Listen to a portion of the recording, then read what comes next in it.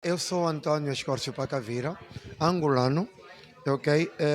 Eu sou educador, sou professor de profissão, claro, também sou jurista, mas nunca exerci, porque nunca quis largar a educação.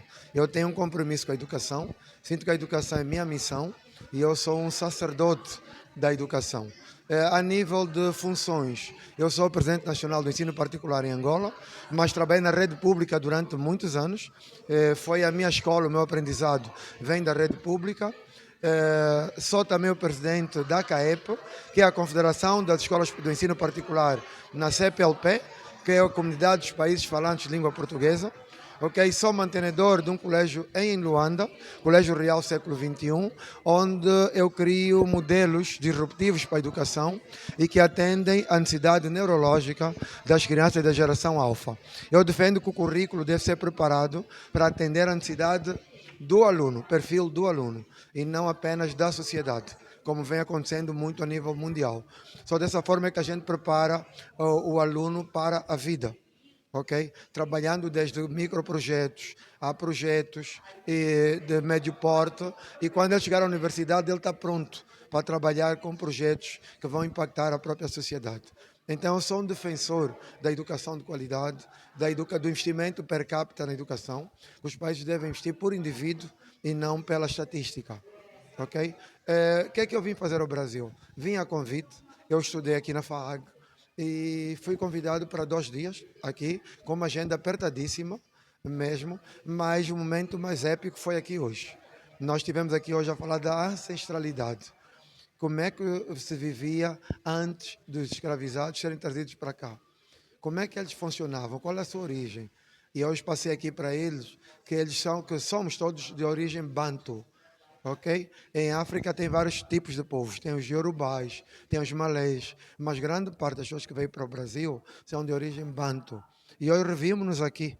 Se a gente não abre a boca, não fala, não sabe quem é angolano e quem é brasileiro. Então nós queremos resgatar aspectos da ancestralidade angolana que veio para o Brasil, está aqui na diáspora, e que, em meu entender, devem fazer parte do currículo a nível da disciplina de História em Angola. Nós estudamos sim os reinos de Angola, mas temos necessidade de estudar o além-mar. Temos que valorizar quem veio para aqui, os guerreiros que andaram aqui, Manuel Congo, Zumbi dos Palmares e outras referências devem ser estudadas em Angola também, para poder valorizar a nossa ancestralidade, a nossa veia guerreira, a nossa veia por lutar por direitos e por conquistas também, e saber como é que os angolanos resistiram numa terra nova, que era tudo novo para eles. E como é que está hoje, na contemporaneidade, como é que os movimentos se organizam, como é que estão a conquistar espaço, ok? De forma cívica, educada e científica, como é que estão-se a construir e a conquistar espaços. E então a abordagem aqui hoje foi muito boa, o feedback também foi muito bom. Hoje foi para um público muito maduro, um público assim de 50, havia exceções, claro, mas um público de 50 aos 90 anos, ok? E então algo espetacular. Vivi estes dias momentos muito bons. Ontem estive numa comunidade também, Kibiriçá, sim, Tibiriçá, e fui recebido de forma apoteótica. Trataram-me como um príncipe africano, recebi certificação com a imagem do Zumbi dos Palmares, conheci Dona Irene, que tem 90 anos, comi uma feijoada, senti-me um privilegiado. As pessoas organizaram-se para poder receber, e então isso é espetacular. E então vai um candando, que na Bahia é um axé, em Angola é um candando, vai um candando para todos os telespectadores e acompanhantes deste canal. Um abraço e até já. Bem, mas não viemos falar do contexto atual, deixamos falar da origem, da nossa gênese. Eu olho para aquelas senhoras lá, nossa, eu dizia agora para a Márcia aqui, aquelas senhoras são angolanas. Sério, a senhora que está aqui com um sorriso bonito, a que está ao lado, fugiu aqui da frente. Sério, parecem 100% pessoas da Angola. Porque nós somos de origem comum. A nossa origem é comum. Nós somos de origem bantu. Aqui no Brasil não sei se estudam isso, mas nós, negros, com essa beleza. Nós somos bantus. Ou seja, em África nós temos 54 países.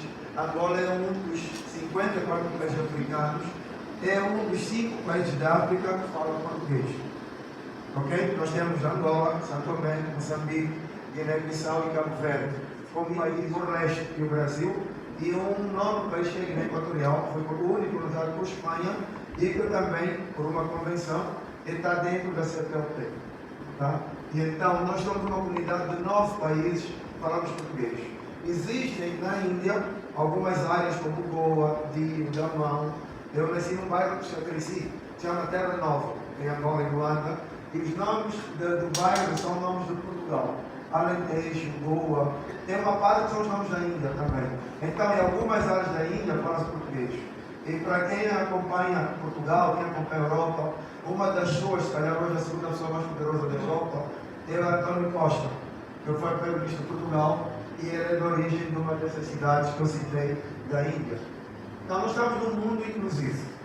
Nós estamos num mundo onde temos que olhar para trás, não se conduz sem olhar para o espelho, mas temos que olhar muito mais para frente para olhar para o desenvolvimento.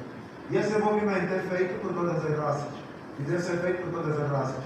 E esta sala hoje é o reflexo disso. Estamos aqui de forma multirracial e é assim que o mundo deve viver. Os negros não podem estar só inseridos e a brilhar no esporte. Lá nós falamos de esporte, aqui é esporte. Na cultura, não pode ser só por aí. Então, nós somos, etnologicamente falando, somos de origem banto. Nós percebemos que nós andamos muito felizes. Por um lado, felizes, por outro lado, não, porque a imagem que se tem dos Ouvidos Palmares no Rio de Janeiro, ali próximo ao Sambódromo, está lá. A cabeça é de um malé, não é de um banto. E diz que os Ouvidos Palmares terá origem em Angola. É o que se diz muitas vezes. Ok? E então o rosto que lá está, o governo da Angola, acredito que já terá escrito para o governo brasileiro para mudar aquele rosto. Ok? É fundamental que nós todos abracemos também essa causa, porque os Ouvidos Palmares é um simbolismo da resistência. Como educador, nós em Angola estudamos vários reinos. Falei aqui do reino de Gingambano, Nongo, falei da Matamba. O reino mais antigo e provavelmente os mais importantes da África foi o reino do Congo. Ok? O reino do Congo era um reino poderosíssimo. Muito. Em 1411, o reino do Congo mandou o seu primeiro missionário para o Vaticano. O primeiro padre africano formou-se. Foi para Roma em 1411. Era filho de um dos reis do Congo. Ok? É um reino que durou muitos anos também. E nós éramos divididos. Havia o povo Congo, havia os Angolas e havia os Cabindas. E aqui o gente também tem estuda-se dessa forma. Cabinda geograficamente não está no espaço da Angola. Cabinda fica um pouco para além. Mas por um acordo que se chama Acordo de Sina-Lambuco, Cabinda foi agregada a Angola, tal como Macau foi agregada à China. Mas depois, os portugueses fizeram um acordo, veio a independência da Angola em 75 e Cabinda continua integrada a Angola. É Angola, hoje é Angola. Quem vê futebol, quem vê o Real Madrid, tem um rapaz que dá uma vinda e ele nasceu aí, nasceu em Cabinda. Tá? E então, o que é que nós trazemos para aqui, para essa conferência de hoje? Nós temos laços muito grandes. Temos. Eu aprendi com o Gilberto Gil, para nós sempre será ministro, né? O ministro Gilberto Gil, numa conferência no Rio de Janeiro, que eu fui convidado pela UNE, União dos Nossos Estudantes, e nós não estudamos isso em Angola, infelizmente, em história, nós não estudamos, e temos que lutar para introduzir também a história que foi construída para o além-mar. Depois do Oceano Atlântico, o que é que veio para essa margem, o que é que nos marca, em termos de ancestralidade, de resistência, de luta, de invenções, de não só a feijoada, né? É muito boa, que eu ontem comi na casa da Irene, mas nós precisamos de resgatar tudo isto aqui, só vamos fazê-lo com a ajuda desses movimentos. Só, nós temos que ver uma história da Angola que aconteceu aqui na diáspora. Nós lemos Manuel Congo, lemos outras figuras em Minas Gerais, em São Paulo, oriundas de Angola e que foram resistentes aqui também, que foram para os quilombos e resistiram também. Mas, como eu dizia, aprendi com o ministro Gilberto Gil que a primeira expedição militar brasileira, e na altura o Brasil tinha ido para o Haiti, acho que não recordam-se. E ele disse, não, estão falando noticiando, não é verdade. A primeira expedição brasileira militar foi para Angola. Os senhores lembram-se, a gente estudou essa história, que nos anos de 1624, por aí, a Companhia da Índia da Holanda tomou Recife, Pernambuco, Luanda, São Tomé, Suriname. Os holandeses tomaram, os holandeses não colonizavam ninguém, mas eles organizaram-se militarmente e tomaram essas cidades. E aí Luanda saiu do domínio português por vários anos. E nós temos hoje, ainda em Angola, lembranças muito fortes. Quem acompanha a Holanda sabe que os nomes na Holanda têm sempre o Van, ou quase sempre. Van Dijk, Van Dijk. Van Dijk é do Liverpool, né? É o capitão mesmo. Van Basten, tem muito Van lá. E um dos países da África, se não o único, provavelmente o único que eles também tiveram depois da África do Sul, na Namíbia, é Angola. É Angola. Em Angola nós temos a família Van Dunen, que é uma das famílias mais tradicionais da Angola. Temos a família Vó Naf, temos a família Van Deste, que são todos respícios do período holandês em Angola. Mas os portugueses vieram para o Brasil, mobilizaram os brasileiros para poderem libertar Angola dos holandeses e devolver aos portugueses. E aí foram 11 naus, na altura não eram navios, eram naus, com militares brasileiros de raça branca e muitos negros que eram filhos de escravizados saídos de Angola. Ok? Saídos de Angola e aí regressaram. Então, houve um regresso de escravizados para Angola, como aconteceu na Libéria.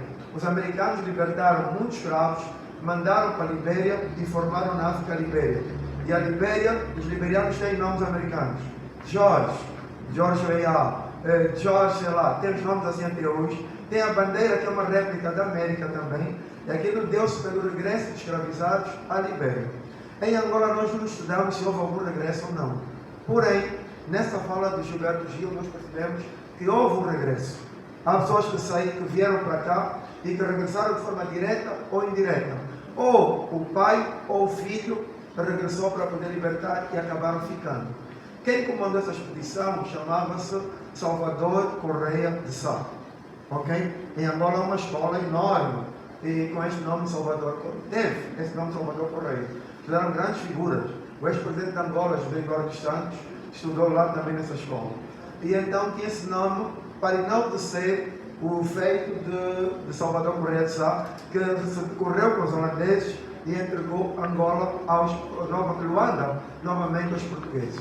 E então esta é a primeira grande relação inversa entre Angola e o Brasil. Até lá, os nossos ancestrais vinham para cá, mas aconteceu que eles foram para lá. Ok? E aí vem outra coisa importante também. Nós lemos muito sobre a Inconfidência Mineira, não é? Todos nós sabemos que o fim do líder dos Inconfidentes, Tiradentes, foi semelhante ao do Zumbi dos Palmares. Ambos foram decapitados. E para onde foram os condenados? Os outros que não foram decapitados foram para Massangana.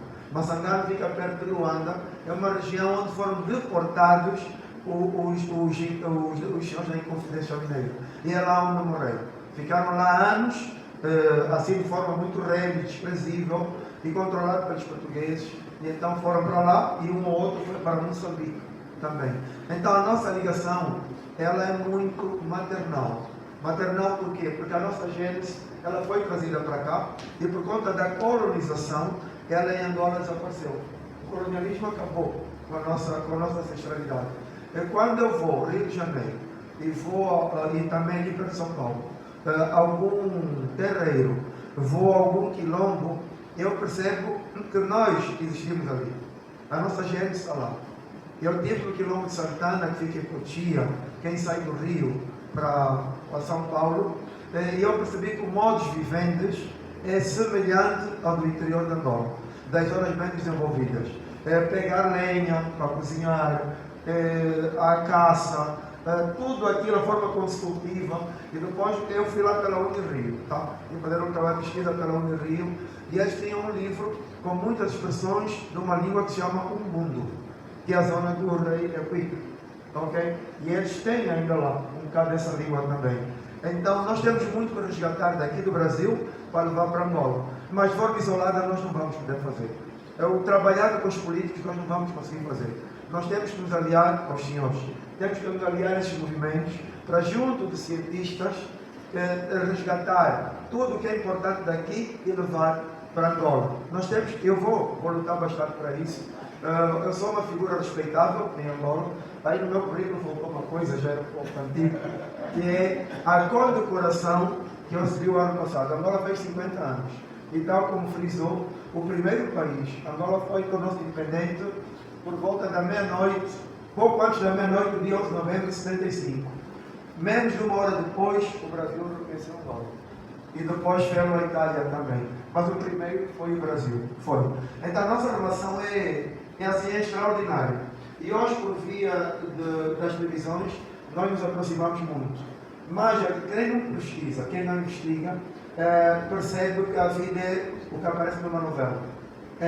Não, é muito mais do que isso. Eu sinto que no Brasil canta-se muito sobre Luanda.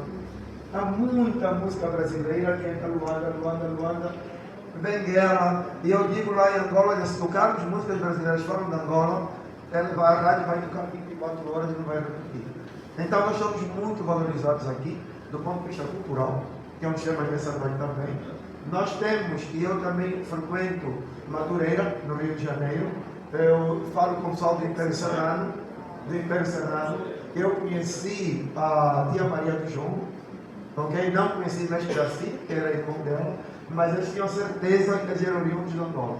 E que o jongo veio de Angola. E o jongo é uma das danças e de músicas que deu lugar ao samba, ao samba, sempre é de Angola, né? Ao samba. E o mestre Darcy, ele trabalhou bastante com as universidades e com o pessoal que morava em Santa Teresa, e então trouxe. E nós temos em Angola a rebita. A rebita tem os mesmos ritmos, os mesmos toques do jongo. Tem a umbigada também. Então não é coincidência, não. É o que foi trazido e que se mantém cá também. Então a nossa ancestralidade, na verdade, ela se encontra muito presente no Brasil. Muito presente mesmo. Claro que depois houve outras influências. Vieram os iorubais. Nós já tínhamos uma religião em Angola. Tínhamos o Kulumbimbi. No Reino do Congo, a religião era o Kulumbimbi. Tinha matriz africana. Mas os portugueses, por via da igreja, trabalharam muito a questão da leitura e da escrita no Reino do Congo. Tem gente que veio para aqui, escravizado, vendido para aqui, que sabia ler. É verdade. Tinha contadores, faziam contas. Até hoje, o povo Bakongo, que é o povo do Reino do Congo, é dos povos da África que nascem já com é inato a questão do cálculo matemático. Neles é inato, é verdade. São muito fortes desse ponto de vista. E muitos deles, nós estudamos isso em Angola, vieram vendidos para cá e eles já sabiam ler, já sabiam fazer contas, já tinham utensílios. A saúde lá já era trabalhada muito com recurso às plantas. Isso também depois transitou para cá. E hoje é utilizado em muitas regiões daqui, mas é algo que veio. Se no norte da África nós temos o Egito, que inventou muitos aspectos da medicina, matemática, uma série de coisas. No sul e na África Central, nós também tivemos muitas invenções que foram trazidas para cá e que perderam-se no tempo. Agora, o que é que ficou de mal, e eu vou já depois passar a palavra para os colegas, nessa história de Salvador Correia de Sá. Ele libertou Angola e fixou-se em Luanda. E em Luanda havia galpões e havia companhias. Havia companhias de Pernambuco, havia companhias aqui de várias regiões do Brasil que delegavam um representante comercial e ele vivia lá para poder escolher os escravos que vinham para cá. É verdade. Tem um Palácio da Justiça em Angola que se chama Dona Joaquina. Ok? Dona Joaquina era uma senhora que era mestiça, ok? Assim, bem mulata, como a gente chama lá, que ela herdou do pai, que era português, algum espaço e construiu um galpão. E daí saíram muitos escravos para vir para cá. Salvador Correia de Sá fixou-se em Angola, segundo Gilberto Gil, foi das pessoas que mais vendeu escravos, traficou escravos para o Brasil. foi das pessoas, como eu, só eu, terá vendido mais de 2 milhões de angolanos para cá. É verdade. Se repararem, a riqueza da família Estácio de Sá mantém-se até hoje. Nada contra. Sabe disso, não é, Xará? Nós temos a Universidade Estácio de Sá. Estácio de Sá. É verdade. E então, reparem, são séculos que se passaram, tá? Mas isso continua presente. Para quem estuda a sua origem, provavelmente terá vindo de Angola, eu vou mostrar-vos um local onde, com certeza, o vosso ancestral, o primeiro da vossa família, foi batizado e embarcou para cá. Mas antes disso, eu vou aproveitar uma deixa do Xará, quando falou da questão da restituição. Tá? No dia 25, agora, 25 de março, na ONU discutiu-se a questão da restituição. Foi feito agora. Agora teve presente. Agora teve presente nessa questão da restituição. O que é que nós achamos que deve ser, ou como deve ser restituído? Deve haver investimento das grandes potências na educação do nosso povo. Tem que investir em escola, tem que investir em educação. Dinheiro não, até porque nós desconfiamos muito de dinheiro. Tá? Mas investir em educação, o dinheiro terá um destino útil e social. Isto é importantíssimo. E por que é que eu faço essa colação, ou chamo a colação, essa questão da restituição com Angola e com o que eu quero apresentar-vos? Isto aqui chama-se Museu da Escravatura. É do século XVI. Foi construído no século XVI com um galpão para albergar e batizar escravos para embarcar unicamente para o Brasil. Não iam para outros países, só para o Brasil. Isto mantém-se assim como está. Tem utensílios lá dentro, tem muita coisa, a forma como eram correntados, tem tudo neste museu. Um dia que forem em Luanda, avisem-me, eu terei imenso prazer em levá-los para lá. Neste museu, na questão da restituição, aqui mesmo, no ano passado, esteve em Angola o ex-presidente americano, e com certeza os senhores lembram-se do nome? A gente é professor e vai perguntar aqui à turma, né? Quem era antes do Trump? Joe Biden. Eu sou tão velho, important person, que eu recebi um convite do Washington para estar entre os 100 angolanos que estariam com o presidente Joe Biden. E eu estive com Joe Biden aqui, neste museu. E os americanos escolheram propositadamente para que o presidente americano falasse da restituição. Então nós fomos para esse museu e ele, no seu discurso em inglês, naquele sotaque bem do Texas, e aí ele prometeu trabalhar para a restituição. E discutiu-se ontem na ONU. Então foi lá onde começou isso. Começa em Angola. Porque fazendo aqui um paralelo com uma extensão, na América existem 11 regiões com o nome de Angola. E Joe Biden cresceu numa região muito próxima de uma cidadezinha que se chama Angola. O triste é que a pior cadeia dos Estados Unidos chama-se Angola. Porque tal como eu sou Antônio, está aqui o novo Antônio, também em 1624 alguém foi batizado com o nome de Angola, foi vendido como escravo para os Estados Unidos, depois teve a euforia e ficou com a posse da terra. E a terra onde teve o nosso xará, hoje chama-se Angola e tem a cadeia com o nome de Angola. Então os americanos têm. Eu sinto uma coisa dos americanos que não sinto dos brasileiros. Os americanos pesquisam fundo a sua origem. E há famílias americanas negras que vão para Angola e vão para o sítio de onde partiu a sua família. E hoje apoiam, entregam, levam gente do basquete, levam um financiamento. Estão a tentar fazer como faz a Oprah. É a Oprah que se pronuncia aqui, do Ghana. A Oprah tem a origem ganense. Ela pega os empresários negros fortes e com origem do Ghana e eles fazem investimentos na terra, fazem investimentos no Ghana. E tem retorno porque o Ghana é das maiores referências, como Cabo Verde, em democracia em África. E então aí os investidores aparecem e investem fora. Então nós temos muito para o que nos une, temos muito que nos une, não só essa beleza, não essa resistência à velhice, tá? Olha aí o Sr. Osvaldo, 90 anos. Ontem eu tive com a Dona Irene, com 90 anos, com autonomia também, caminha, salta, pula, samba, e ela tem um modo de como convivem lá, parece muito com Angola, e a Márcia sabe disso. Final de semana, quintal, portão aberto, panelões, todo mundo entra, todo mundo se anima, todo mundo come, não tem que pedir autorização. Isso é quilombo. Isso é muito raiz africana, é muito raiz angolana. Nós lá continuamos assim, ok? É o modo de acolher e de dar e de conviver com o próximo também, tá? Vou passar para os senhores, com certeza, mas é um pouco do que temos a passar também, mas fica essa questão do compromisso da pesquisa científica para que possamos recolher daqui tudo de bom e de mal também, claro, e para podermos nós lá influenciar, para colocar na história da Angola e nós estudarmos também o além-mar, porque nós não estudamos o além-mar. A nossa história morre aí, nesse museu que eu mostrei. É ali onde para. A história de quem veio para cá, infelizmente para ali, não comunica. Mas cabe às nossas gerações trabalhar nisso, para que possamos atravessar o Atlântico e fazer o retorno, mas com conhecimento também. Isto é fundamental, com certeza, e vai mudar o pensamento e a mentalidade das novas gerações. Muito obrigado.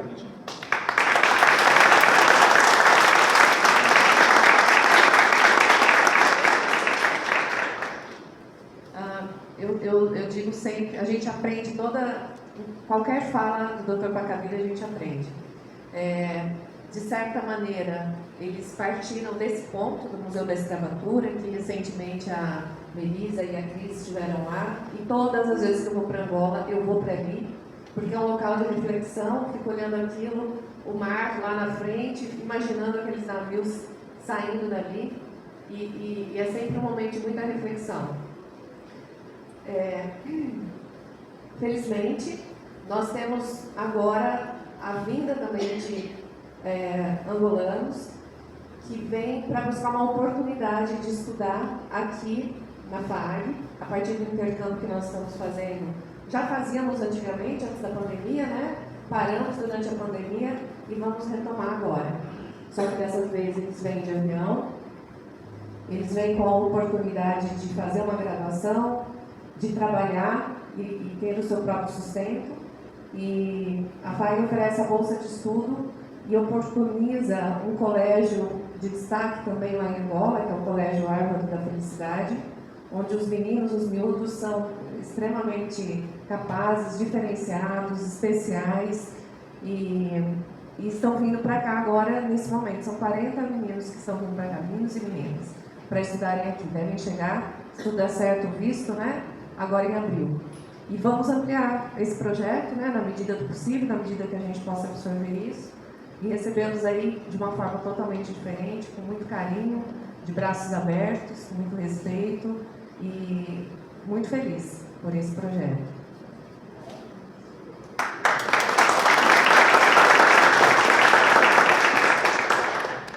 Só para permitam, neste projeto, eles terão muito contato com os filhos. Com certeza vamos associar também e nós vamos recomendar, eles terão muito contato também. Eu acho que existem algumas coisas que a gente tem enquanto o Tobias se ajusta. Quando Antônio, você nos diz assim, mas como que faz? Por que nós não temos a mesma visão americana em relação à nossa ancestralidade? Né?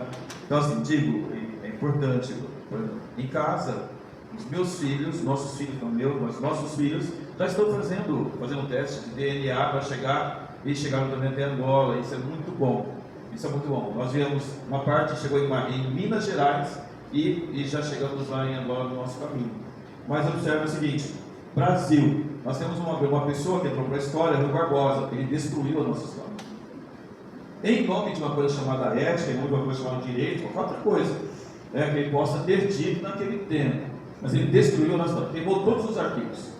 Hoje, para nós encontrarmos esses arquivos, ter uma ideia, nós não encontramos no cartório. Nossa família buscou em cartório, todos, enquanto negros, nós buscamos em cartório. Não encontra na igreja, no batismo. Então lá a gente consegue fazer ainda esse início de conexão. Então, em relação a essa questão do não conseguirmos, buscamos sim, mas essa questão histórica foi muito grave. E em relação ao, vamos dizer assim, termo ressarcimento, não sei se é o melhor termo, que nós podemos utilizar, a leitura que a ONU fez agora, dia 25, reparação, é o melhor termo, tem um documento. Então, agora no dia 25, a ONU entendeu, né, quando diz a ONU, Temos que entender que são mais de 123 países que votaram favoravelmente. Tá? Então, reconheceu que o tráfico de escravização, né? A gente fala escravos, mas o tráfico de pessoas de África, não da África, mas de África, né? Tem que ter uma reparação internacional. Então, a mesma reparação que teve em relação a vários povos que sofreram, isso a gente reconhece, também agora a ONU está dizendo, quem vem de África também tem. E eu gostei muito da sua postura, ao dizer que não é questão do dinheiro em si, mas onde vai o dinheiro? Então, se o dinheiro for aplicado no processo educativo, as gerações que vêm depois de nós no Brasil somos mais de 50% da população. Tentaram impedir essa leitura toda, mas nós somos mais de 50% da população. Então, vindo esse reconhecimento econômico, sim, tem que gerar conhecimento para as gerações que estão aqui. Isso é muito importante, porque isso muda cada vez mais a compreensão de que nós temos origem. Veja, nós íamos para a escola, na verdade, que minha aluna, né? Nós íamos para a escola e alguém dizia, nossa, minha família é da Itália, a minha família é da Alemanha, mas é a sua. Vocês são escravos, velha Teresa de Maio. Quebraram a nossa ancestralidade ali e quebraram a nossa origem, nós ficamos sem origem. Então esse diálogo que a gente tem hoje, Antônio, ele é de especial importância para retomarmos a nossa origem. Nós temos sim uma origem, nós temos sim o nosso DNA, e é o que você falou e eu concordo inteiramente. Não é só questão de cultura, samba, esporte, não é isso não. Observem. Observem o seguinte, nós somos os maiores plantadores de café, mas não é isso. Quem que fez isso? Nós fizemos isso. O português não sabia fazer isso direito. Ele foi lá e trouxe o conhecimento africano para a questão do café e para as grandes plantações. Somos nós. Mas se eu for para Minas Gerais, quem foi que desenvolveu a extração de minerais? Quem sabia trabalhar com ouro? Quem sabia trabalhar com diamantes? Nós sabíamos trabalhar com diamantes. Nós sabíamos fazer tudo isso. Então, quem manteve esse país no início da sua organização somos nós. Não se enganem. O Antônio trouxe um dado muito importante. Quando alguns dos nossos que estavam no poder iam até África buscar os nossos descendentes, os nossos ascendentes, melhor dizendo, eles iam por causa do nosso conhecimento. Nós sabíamos sim calcular, nós sabíamos sim desenvolver potencialidades. Está aí na Avenida Central lá em São Paulo, né, do engenheiro André. Nós sim tínhamos todo esse conhecimento. Agora é hora de, com essa reparação, as gerações que vêm agora dos nossos filhos, dos nossos netos, tenham a plena consciência que nós somos descendentes de reis, rainhas, e nós produzimos conhecimento científico nesse mundo organizado. É assim que funciona. Então é muito importante esse diálogo, e eu estou assim enobrecido de estar junto com vocês, e parabenizo a FAAG também, porque eu falei agora com a Camila, quando tem uma instituição que reconhece a qualidade das pessoas, não é só vir até aqui para estudar, é vir até aqui para ter condições de se manter, desenvolver conhecimento e levar e trazer conhecimento para nós também. Nós precisamos muito aprender da história que não nos foi contada, né? Mas agora você vai ficar feliz porque tem, embora a gente ainda seja, os nossos jovens sejam ainda a maioria que morrem no país, aqui no Brasil, quando nós conversamos aqui, mais de 20 jovens foram mortos, negros, no Brasil, né? Mas nós temos aí uma leitura agora, ela está parecendo uma rainha, né, negra, uma princesa negra. É um início, mas nós temos muito o que fazer nesse país. Dia 31 agora, nós vamos ter aqui em São Paulo uma manifestação em favor das nossas ações afirmativas. Eu não gosto de cotas, das ações afirmativas. Nós vamos fechar sim São Paulo em favor das ações afirmativas. Por quê? Porque querem nos roubar também as ações afirmativas, né? Então é importante para a luta. Só isso. Podemos pontuar historicamente para que não se fique desassociado da história isso. Quem trouxe os negros escravizados para o Brasil, Argentina, Estados Unidos, era quem estava no poder. E quem estava no poder naquela época era a extrema-direita. E quem não assinou a Carta da ONU agora no dia 25? Quem são os 3 países que não assinaram a Carta da ONU para fazer a recuperação da escravidão? Estados Unidos, Argentina e Itália. Ou seja, extrema-direita de novo, justamente colocando o povo negro na vala, no esquecimento, no medo. Precisa ser pontuado isso, para a gente não perder a memória.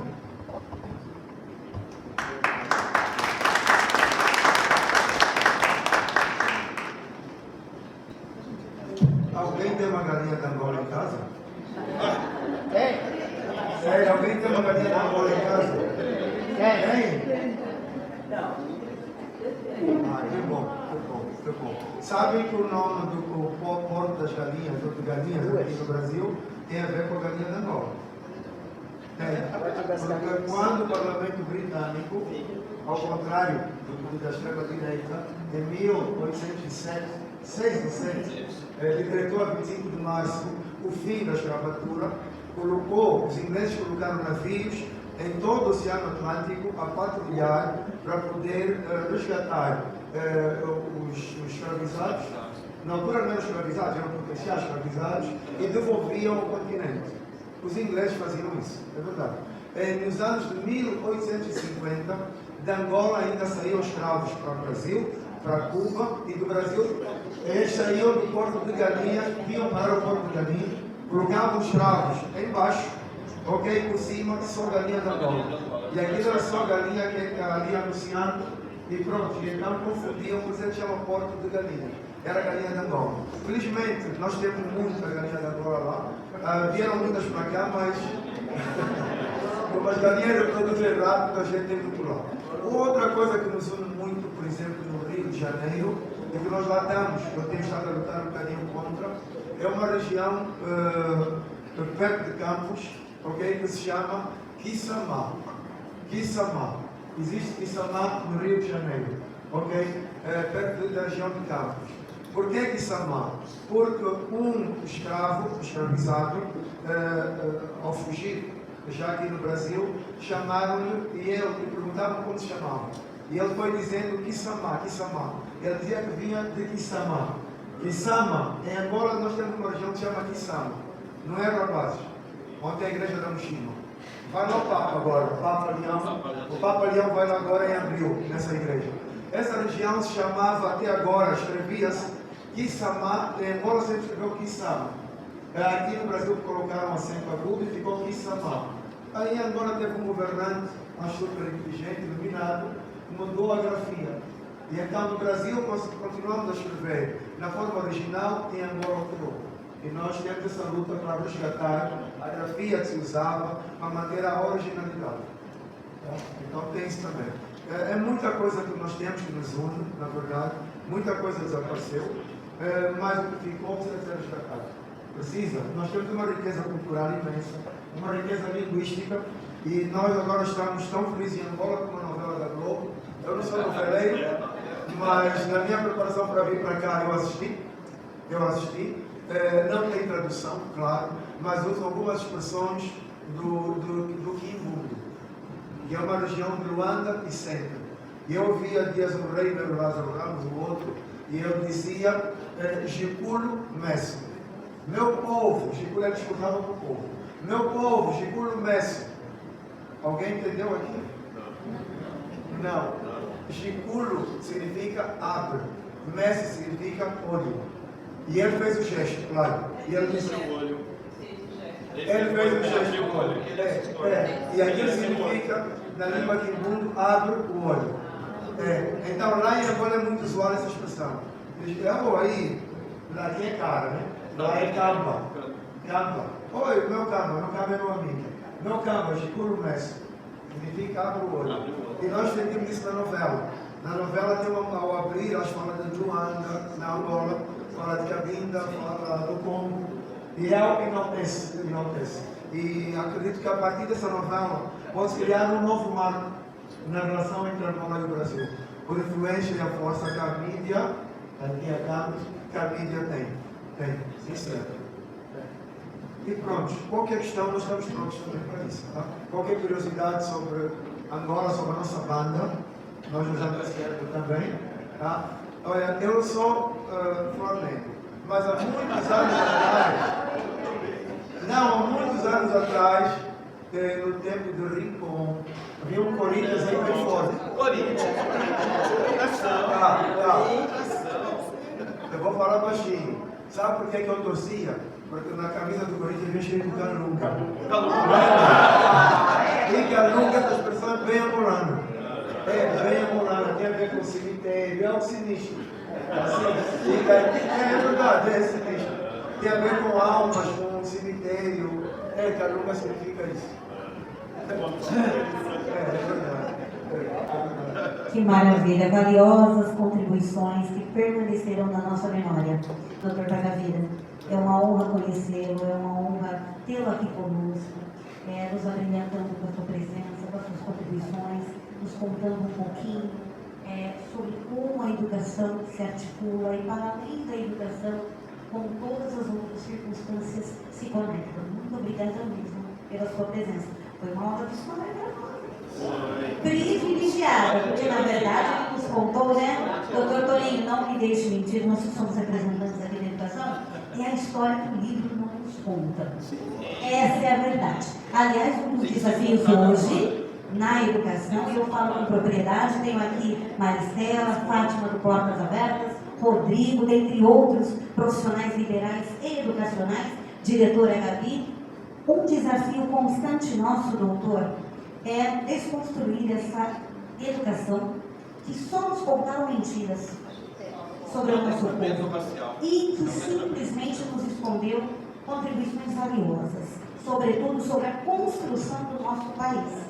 Então, sabemos da nossa existência, valorizamos a nossa existência e ancestralidade, e a luta do nosso povo e a luta da educação é de desconstruir tudo aquilo que é negativo, né? Situações irreparáveis nunca mais serão reparadas. Então, nós precisamos olhar daqui para frente. Há uma fala potente de Maristela, nossa representante aqui, supervisora de ensino, aqui conosco, numa luta incansável de percorrer as escolas municipais, estaduais, universidades, para levar este letramento racial para que nós saibamos o que de fato precisamos potencializar e o que não podemos mais ratificar. É isso. Que aprendamos com as histórias de luta, mas que avancemos. É isso. Bom, para finalizar, claro que ficaríamos aqui a noite inteira, mas nós temos compromissos, convidados com horário. Vamos então finalizar este momento de roda de conversa, de contribuições, trazendo aqui uma carta poderosa que chegou fresquinha aqui diretamente de Brasília, que será lida pela nossa querida professora Cristina, mas antes disso, chamo aqui com vocês para breves palavras, viu, Luiz? Pode se aproximar aqui de nós, por gentileza, para que você seja conhecido junto ao nosso grupo de reflexão. Ele trará aqui algumas contribuições, porque é um articulador nosso lá em Brasília. Tome a palavra e conte um pouquinho do que você traz para nós. Luiz Nelson. Primeiro eu queria saudar o professor Pacavira e mais da faculdade. A Camila pelo Conselho Negro, a nossa prima quilombola, também parabenizar pelo empoderamento. Eu acho que isso é muito importante. Os povos originários e tradicionais, não só os negros, mas como os índios, os quilombolas, os ribeirinhos, os ciganos, os italianos, os portugueses, porque o quilombo não era só feito de negros. O quilombo era feito de resistência de pessoas que não aceitavam meio que o governo na época atuava, desamparando, humilhando e deixando o povo excluído. Então hoje, com muita alegria, eu parabenizo o professor de aproximar junto com a universidade, da universidade também fazer essa ponta de intercâmbio, trazendo a África para cá. E se esse momento está chegando aqui, porque nós construímos ele lá em cima, junto com os movimentos sociais. Hoje nós temos 28 movimentos sociais que trabalham em conjunto, e a gente acabou de sair de uma conferência na qual foi um compromisso do presidente Lula desde a época de Matilde Ribeiro, nossa ministra de Igualdade Racial, na qual ela, quando menores, ela falou assim: enquanto vocês não tiverem empoderamento político e ocupar os espaços, vocês vão ser mais um no cenário. Então hoje nós vemos que muitos dos nossos estão no empoderamento político. Então eu faço disso não só do negro, não só do indígena, mas de toda a sociedade que almeja alguma coisa melhor. Então, ocupem os espaços, principalmente as mulheres. Viemos agora também nesse evento com a Marcha das Margaridas, na qual as mulheres, em geral, não só as negras, porque as negras sentem mais na pele, mas todas as mulheres pelo feminicídio, pelos maltratos, pela perseguição dentro das aldeias, perseguição de morte. Nós temos um projeto que é o Cafuné, e o Cafuné pegou essas mulheres perseguidas dentro dos quilombos. É muito importante citar isso. A gente ficaria a noite inteira falando de situações, professor Pacavira, da base, tá? Porque a universidade aprende conosco, como dizia o mestre isso, a universidade aprende conosco. E sem nós, não há como falar por nós.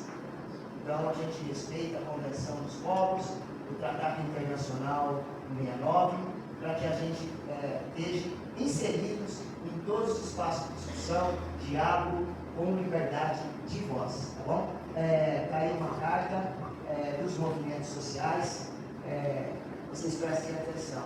Então, eu creio que foi um avanço, foi único essa situação dentro do Brasil, na qual foi o único presidente que aceitou essa situação para nós, tá bom? Obrigado. Desculpa. Potente fala, senhor Luiz Melo, muito obrigada pelas reflexões. Finalizamos então o nosso momento de ler a carta junto a vocês pela nossa professora Cristina. Então, essa carta está fresquinha, o senhor Luiz Melo trouxe agora, a Márcia imprimiu. Então ela está fresquinha, gente. Vocês estão recebendo ela de primeira mão. Carta da Sociedade Civil do CNPCT e da Rede de Povos e Comunidades Tradicionais, a Sociedade Brasileira. Dos biomas brasileiros onde a vida pulsa em sua diversidade, ecoam vozes que atravessam gerações. Da Amazônia, do Cerrado, da Caatinga, do Pantanal, dos Pampas e da Mata Atlântica, dos territórios vivos, onde habitam os povos e as comunidades tradicionais. Ergue-se este anúncio feito de luta, dignidade e horizonte. Temos os pareceres favoráveis do Ministério do Desenvolvimento Agrário e da Agricultura Familiar, MDA, do Ministério da Gestão e da Inovação em Serviços Públicos, MGI, e do Ministério do Meio Ambiente e Mudança do Clima, MMA. Esses pareceres não surgiram por acaso, são fruto direto da luta dos povos, da incidência política da sociedade civil do CNPCT, da articulação da rede dos povos e comunidades tradicionais e do compromisso de tantos aliados e aliadas. Ainda assim, é preciso dizer com serenidade, não precisava ter sido tão duro. Sempre foi evidente que esse decreto não é problema, é a solução. Solução para garantir direitos, para dar segurança aos territórios, para organizar políticas públicas e para afirmar, de forma concreta, o compromisso do Estado brasileiro com quem cuida da terra e da vida. Reconhecemos cada passo dessa construção coletiva. Reconhecemos a força dos povos e das comunidades tradicionais, a persistência das organizações, a presença dos aliados e das aliadas, das equipes técnicas, dos profissionais comprometidos e de todas as redes que compreenderam com clareza que garantir território é garantir vida. Os biomas ensinam que a resistência não se faz apenas no grito, faz-se também na permanência, na inteligência política, na capacidade de atravessar cercas, tempos duros e corredores, instituições sem perder a raiz. É assim que chegamos até aqui. Não como entrave, não como obstáculo, não como problema de ser administrado. Chegamos como sujeitos coletivos de direitos, como guardiões de territórios, como parte da solução que o Brasil precisa reconhecer e fortalecer. Agora, a luta segue para a Casa Civil. E este não é um detalhe burocrático, é mais uma travessia, mais uma etapa em que o Estado brasileiro é chamado a demonstrar, com coerência, se é a esta altura do compromisso que se afirma ter com a justiça, com a democracia e com os povos e comunidades tradicionais.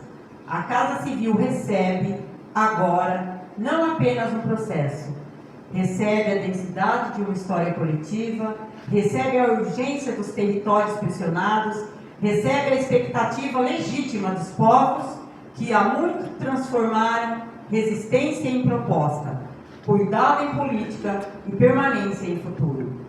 Seguiremos com serenidade e firmeza, com estratégia e coragem, com a lucidez de quem sabe que cada avanço é fruto de uma luta e com ousadia de quem não aceita dos direitos fundamentais, que seus direitos fundamentais sejam tratados como concessão. A luta segue, a vida segue e nós seguimos. Com os pés fincados na terra, a memória acesa e a esperança organizada, atravessaremos também essa etapa.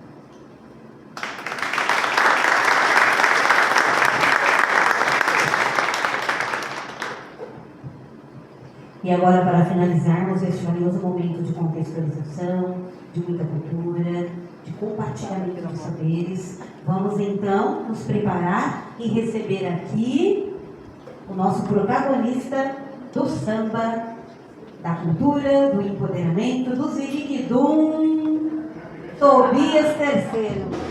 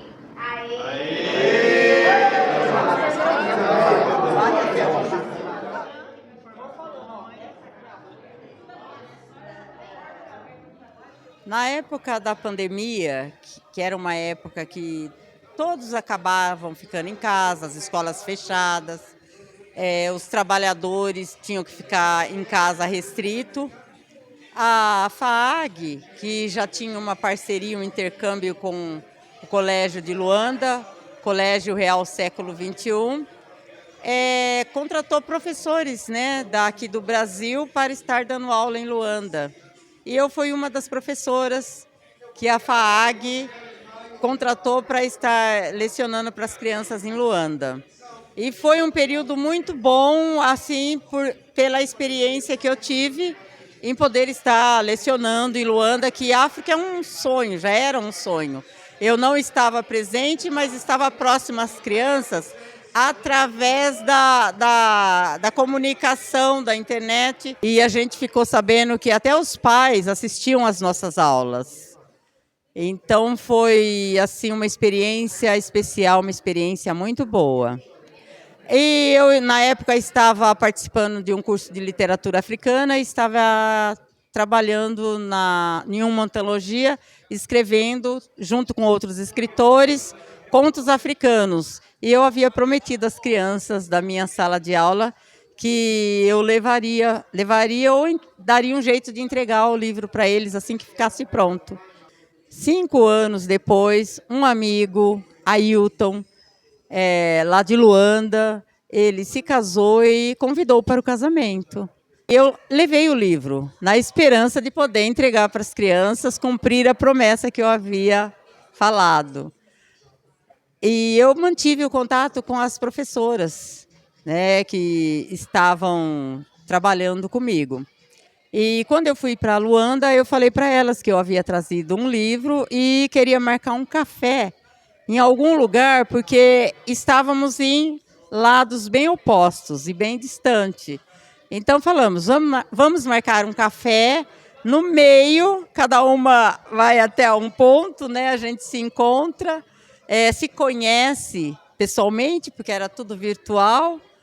E aconteceu, ela comentou com o diretor da escola, o Dr. Pacavira, e ele falou, não, a professora está aqui em Luanda, ela não pode sair daqui sem nos conhecer. E ele foi buscar eu e minha filha onde nós estávamos, levou até o colégio, nós conhecemos o colégio pessoalmente, as professoras que trabalhavam comigo, os alunos, os demais funcionários, e eles fizeram uma surpresa. Eles me esconderam lá na secretaria, conversando e tal, e reuniram os alunos no teatro da escola, e foi uma emoção muito grande, porque eu ia passando e eles iam aplaudindo, aí eu olhava aqueles rostinhos tentando reconheci muitos, porque alguns não tiveram muita mudança. Foi assim uma emoção muito grande. Eles também lembraram quando o Dr. Pacavira, os professores, lembra da professora brasileira que deu aula e tal? Eles tiveram essa lembrança e foi assim um momento muito especial. Fiz a entrega do livro, eles gostaram muito, conheci a biblioteca do colégio, conheci as salas de aula, eles apresentavam música. Foi assim um momento muito especial. E assim, inesquecível, maravilhoso. E ele foi assim, com todo o trabalho dele, que ele é uma pessoa assim, que tem que viajar muito devido à demanda do trabalho dele, que ele não é apenas só diretor de escola, gestor, ele também faz parte do sindicato das escolas, ele faz parte de vários outros segmentos. E mesmo assim, ele tirou um tempo para nos buscar, nos levar, conhecer Luanda, levou a gente para conhecer alguns pontos, inclusive o mercado brasileiro, o bairro dos brasileiros lá em Angola. Foi assim uma estadia maravilhosa.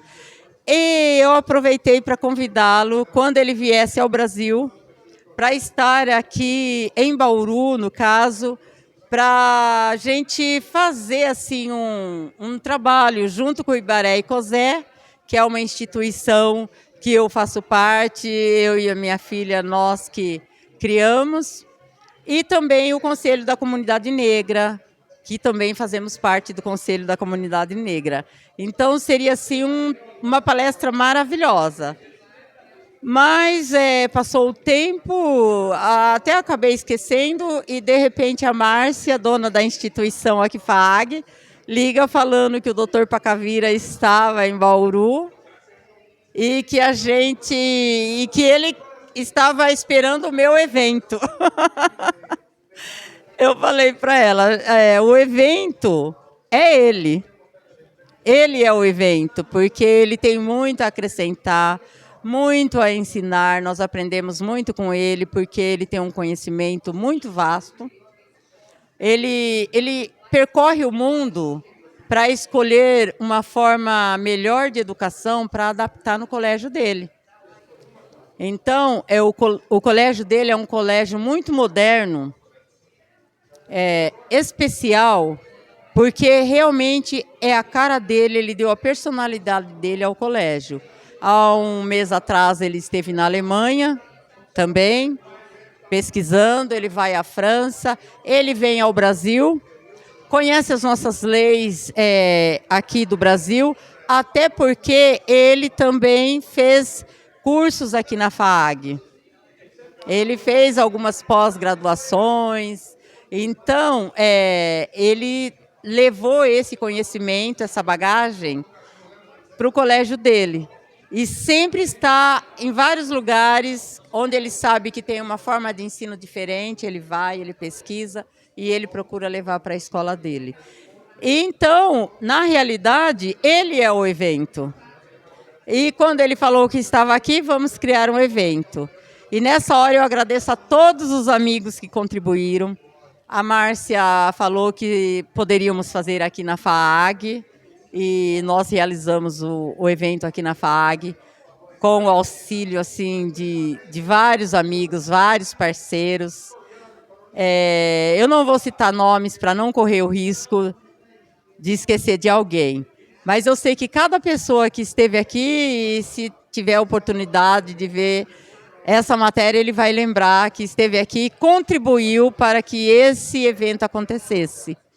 E eu sou grata à FAAG, ao Dr. Pacavira do Colégio Real, ao Ibaré e Cosé, ao Conselho da Comunidade Negra, aos amigos que vieram prestigiar, aos amigos da imprensa que levaram o Dr. Pacavira para estar falando sobre a educação, para falar a importância da educação, a importância de estar inovando, né, de estar tratando bem o aluno, que o aluno não é uma mercadoria, o aluno é um ser humano.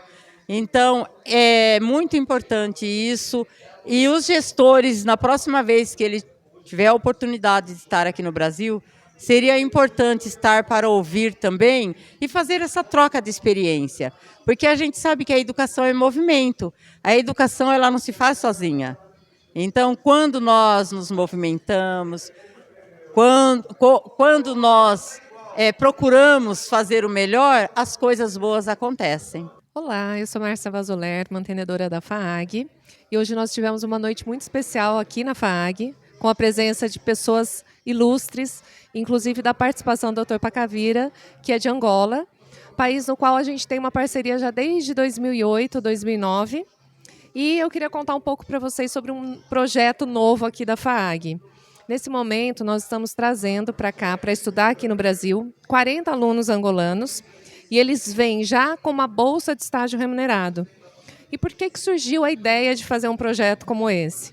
Eu estive em Angola em maio do ano passado, fiquei maio, junho, julho, voltei. Em agosto eu fui numa feira de ciências do Colégio Árvore da Felicidade, e lá eu pude ver o projeto dos meninos, que é um colégio mais voltado para a área de tecnologia.